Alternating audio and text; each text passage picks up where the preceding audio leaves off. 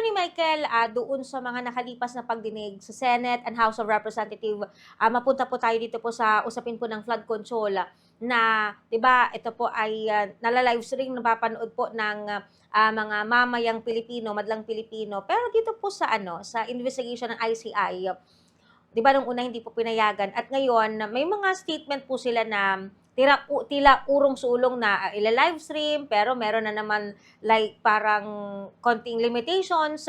Ano yung nakikita po ninyo na implication po nito especially sa pagtingin ng publiko kasi ang napansin natin nauna na pong nakapagsalita yung mga masasabi natin ng mga matataas na mga personalidad na inibitahan diyan sa pagdinig na yan.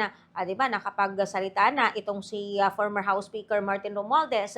Tapos bakit ngayon, kung kailan, yung mga hindi na ganoon kalalaking pangalan, yung mga nakalinya na kanilang imbitahan, saka naman po ila-live stream itong kanilang investigasyon, attorney.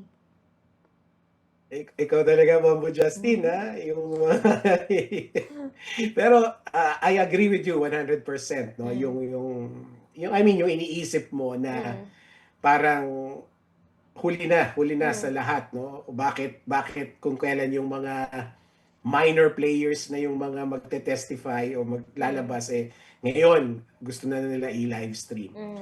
Pero alam mo kasi, Bombo Justin, simulat sa pool, wala naman na akong tiwala sa ICI. No?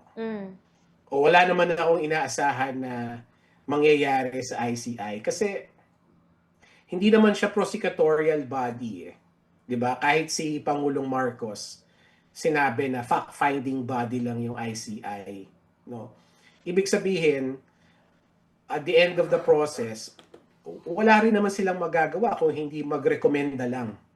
Magrekomenda lang kung sino ang kakasuhan. So, kumbaga parang waste of time para sa akin, waste of public funds, no? So, yung mga drama-drama nila, na gusto nilang i-live stream kunwari, and then yung pala, gusto nila limitadong live streaming lang. Para sa akin, parang sarswela lang yun at aksaya ng panahon natin, ano?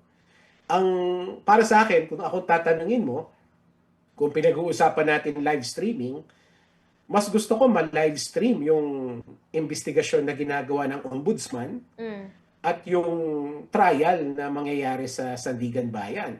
No? I mean, right now, pinag-uusapan na nila, no? Pinag-uusapan na nila sa Korte Suprema kung pwede bang i-live stream yung trial. Ako, mas gusto kong itulak yun. Itulak, i-live stream nila yung trial sa Sandigan Bayan para makita natin, no, na talagang walang naluluto, walang naareglo, na yung mga korap talagang nililitis at para bandang huli ay sila makulong at mabawi yung mga ninakaw nilang pera. Yun naman ang gusto natin mangyari, di ba, Bombo Justin? Yes. Yun naman ang gusto mangyari, na makulong lahat ng dapat makulong at mabawi yung perang ninakaw sa kaban ng bayan.